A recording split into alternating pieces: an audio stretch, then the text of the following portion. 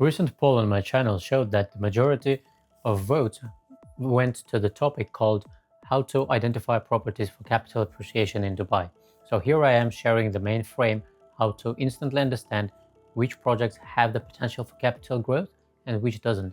Believe me, every project that you will bump in Dubai, it will definitely claim that it's a fantastic investment opportunity, while in reality, not more than 15 or 20% of projects will really gain some nice capital appreciation. So here is the frame. Number one, identify where the big money is going, where Dubai's government itself is putting focus and money. When you are investing next to it, you will be definitely growing with these big investments. There are areas in Dubai where $86 billion will be invested in the next 7 years, and definitely you want to be next to them. So once you spotted where the development is, you should identify the right stage of entering the area.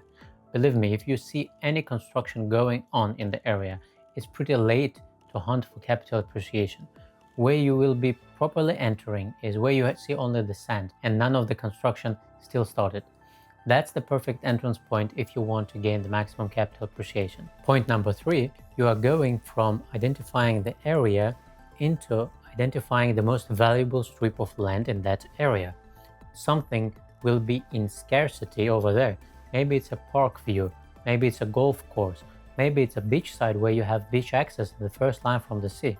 So you identify the most valuable strip of land, and then in that strip of land there will be different projects by one developer or by different developers.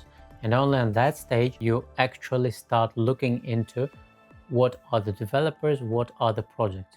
Because before that you are going from spotting where the main money is going to, then spotting the most valuable strip of land.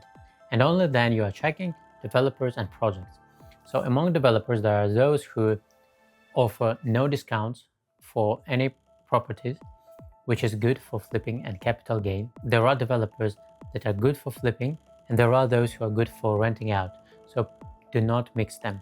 And in any area, there are kind of aces. Like if you put all the points that can grow your property's prices, and there are aces in any city where you're buying property. In Dubai, these natural aces are beach access, or let's say proximity to some natural attractors like park. So if you look at the map of Dubai, there are not that much areas where you can get properties in walking distance to the beach. So beach access is the main ace in Dubai if you want to gain some capital appreciation. Walking distance to the beach, these kind of properties, they never lose value.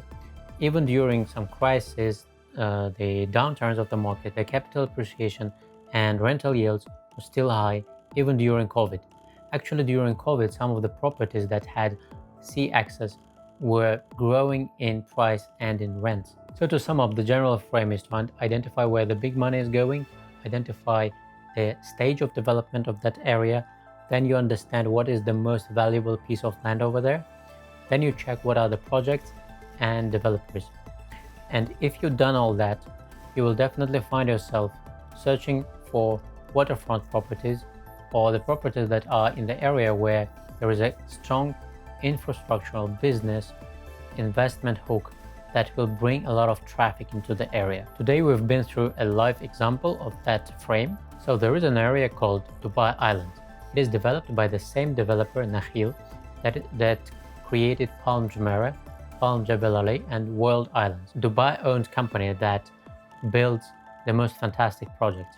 So Dubai Islands is another destination by Nakhil, and I see it as the main touristic bet of Dubai. We've been booking a lot of units today, actually applying EOIs for the upcoming project. EOI is expression of interest when you book the opportunity of allocating the unit in upcoming project, because demand is really crazy for that thing. It's no wonder. First line from the sea is a kind of property that is very, very scarce in the market, and it's kind of no-brainer. You can't make a mistake investing in anything that has beach access and that is standing on the first line from the sea. If you have anything like that on the market, you should go first for that kind of properties, buy anything available in your budget, and only then consider anything else. So if we follow the frame that I just shared, Dubai Island is the main bet of Dubai on tourism development. This area will see 82 or 86 hotels to be introduced to accommodate millions of tourists per year. It is closest to the airport area, where in 7 minutes from the airport you will be on the beach side.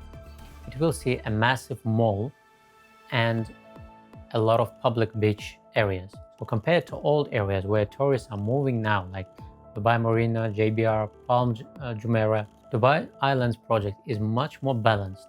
It has much more attractive planning and pedestrian infrastructure, public beaches, balance between cars, pedestrians, commercial spaces is way better than in any other area in Dubai. And I believe that this is the area where touristic demand will be shifting in next 3 or 4 years. So that's why I would not invest in Marina or JBR, but rather would go for any project available in Dubai Islands in a very scarce strip of land. So we are following the frame, right?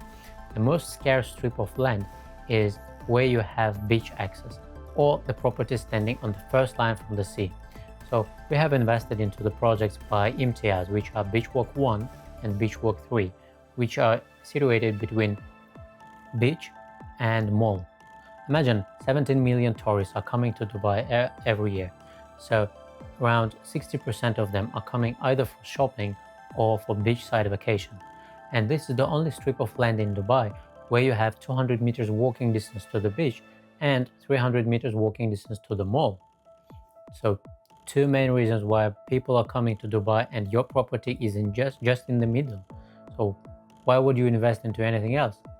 And now Nakheel, as the massive developer of this whole massive project, has reserved the most valuable pieces of land for its projects. Last year, Nakheel sold a project called Resell Hotel and Residences that had 1 kilometer of private beach.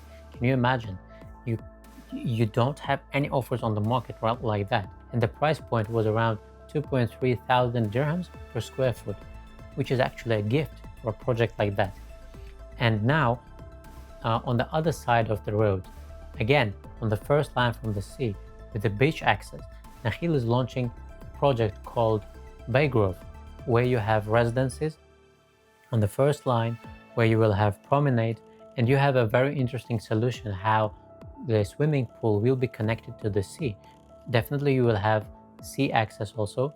So it's next level of executing the idea of infinity pools when it's not just elevated above the sea and your view connects the water in the pool with the sea, but it's actually inside the sea.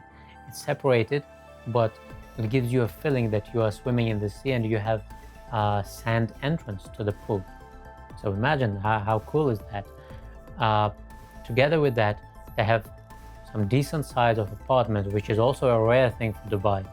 And it's a whole community. Phase 1 includes 4 buildings.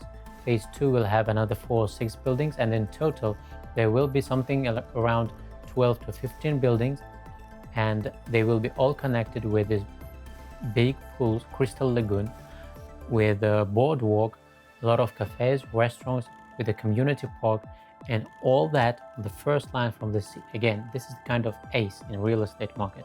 Nothing beats that. And the price point here is 2.1, 2.2 thousand dirhams per square foot. It's lower than in Rixos because Rixos is a branded project with a private beach, 1 kilometer long. And here you have pretty the same price, but it has no brand, it has no private beach, and it's not that big. So it means that price per square foot is constantly growing in Dubai Islands, and it will continue to grow while the community and the area is maturing.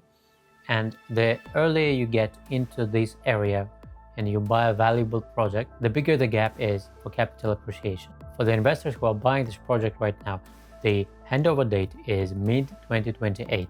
For the investors of Bay Grove project, I'm showing you as an example Rixos project, because in 1 year since it was sold out, we have seen 30 to 35% appreciation for most of the units. So this is kind of percentage that you will have also for Bay Grove, also for Bay Grove project, because it's also the first line, it's also beach access property developed by the same developer, and still it has a very nice price tag. Anything else that you can buy in Dubai with a beach access or waterfront, or at least in walking distance to the beach, I mean at least as a maximum 500 meters, any property like that, ready property, will cost starting from 3,500 dirhams up to 8,000 dirhams per square foot for branded projects like Address Beachfront, or ordinary buildings in Imar Beachfront will cost you something like 3.7 thousand. So it gives you an idea where the price for this project Bay Groove can jump to, because now from 2.1 thousand per square foot it can easily reach 3.5 thousand until it's handed over, because Dubai Island compared to that areas has much more strengths. It's more rich in infrastructure. It has mall, future schools, parks. It has a lot of different developers that will be constructing different projects, and I see it as a strength because it increases the speed of this area's development. So this is just an example how to understand where is actual gap for capital appreciation. And believe me, you don't want to go for ready communities, because the maximum capital gain is done in the very new areas where Dubai itself is heavily investing. And if you are still wondering if it's a right time to invest or not, if Dubai is bubble or not, check this video and let me know if you have any questions left.